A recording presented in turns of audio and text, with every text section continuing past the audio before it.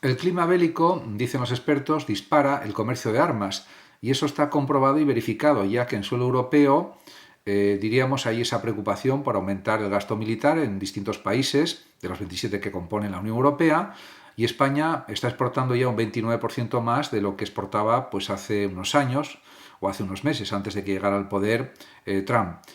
Y esto, en principio, no es malo porque supone aumentar la protección militar de Europa y también supone que haya una reactivación de la economía porque las fábricas producen más armamento y esos armamentos están en la reserva y las municiones también, con lo que al final también supone un dinero y un aumento de la productividad y del Producto Interior Bruto de cada país si fabrica más armamento. Lógicamente, lo ideal es que no hubiera ese clima bélico que existe actualmente en Europa y también en otras partes del mundo, podemos pensar en Oriente Próximo y en otras partes del planeta, pero esa es la realidad. En un mundo cada vez más globalizado hace falta que los estados estén muy bien armados para defenderse de posibles ataques exteriores. Los gastos sociales no pueden ser tocados por parte de los gobiernos europeos y tienen que seguir afrontándose por parte del Estado. El pago, por ejemplo, de las jubilaciones, el pago de las prestaciones por desempleo, el dinero destinado a la sanidad, el dinero destinado también a educación, a infraestructuras, a carreteras, el dinero para construir viviendas, dinero público, etcétera, etcétera. Todos estos gastos públicos tienen que seguir manteniéndose en igual medida o incluso en medida superior y luego el gasto en armamento militar pues tendrá que ser una deuda de los estados europeos, pero que es una partida económica aparte de los gastos para, diríamos, fines sociales, que son absolutamente imprescindibles y necesarios, lógicamente. Eso se ha dicho ya por parte de las autoridades de la Unión Europea, se ha dicho reiteradas veces, y siendo así, no va a haber mayores problemas para que los distintos partidos políticos, o la mayor parte de ellos, estén de acuerdo con este aumento del gasto militar, porque de otra manera Europa quedaría indefensa y podría ser conquistada por otra potencia. Y eso pues sería el fin de la libertad europea y de la libertad de los ciudadanos de algunos países europeos. El sistema de disuasión europeo ante un posible ataque nuclear que pueda recibir algún país de Europa o algunos países europeos es todavía pues una capacidad de disuasión bastante reducida, porque aunque es verdad que Francia y el Reino Unido tienen armas nucleares y también tienen misiles nucleares, son muchísimos menos que los que tiene, por ejemplo, Rusia u otros países con capacidad atómica. Por lo tanto, hay que reforzar ese paraguas nuclear mucho más de lo que está actualmente, porque de otra forma servirá de bien poco ante un posible ataque nuclear con armas nucleares potentes o muy potentes. En cualquier caso, parece que con el aumento del gasto militar se conseguirá reforzar ese paraguas nuclear y también tener muchas más armas convencionales para defenderse ante una guerra convencional, por ejemplo, pero ante una guerra nuclear eso va a ser mucho más difícil.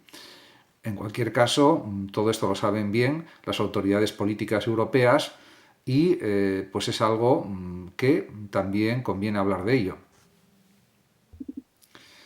La capacidad nuclear de Francia y Reino Unido comparada con la de Rusia y Estados Unidos es muy inferior y esto se refleja en los números, en los datos.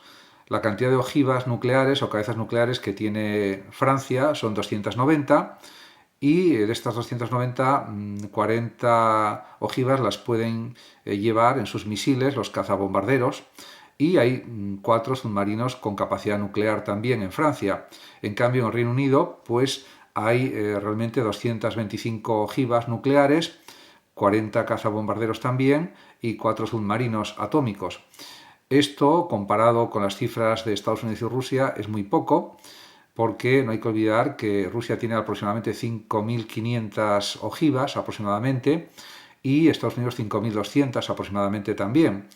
Y luego tiene muchas más posiciones de lanzamiento que las que tiene, por ejemplo, Francia o que las que tiene Reino Unido. Muchísimas más. En definitiva, esa es la realidad a día de hoy.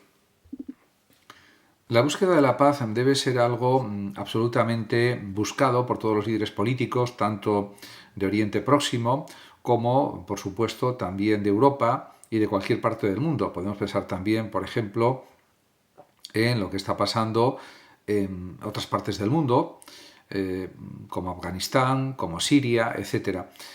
Hay muchos focos, diríamos, de violencia, de guerrillas, de guerras de todo tipo, y pues eso no sale continuamente en todos los medios de comunicación, pero esa es la auténtica realidad, lamentablemente.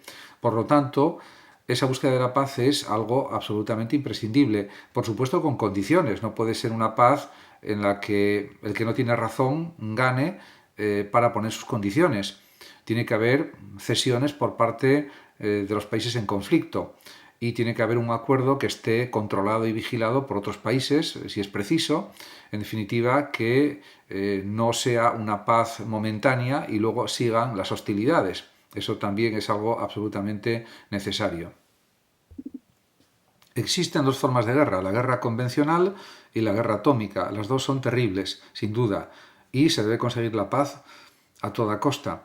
Pero realmente lo que estamos viendo ahora en Ucrania es una guerra cronificada, una guerra convencional, donde se está usando armamento atómico, de momento, ni siquiera bombas atómicas de poca potencia, diríamos estratégicas, se podría decir, y esto sucede a pesar de que pues la guerra se va cronificando en el tiempo, ya son 3 años y pico de guerra, y parece que la cosa puede seguir así incluso varios años más, causando cantidad de muertes, de sufrimiento, de destrucción, etc.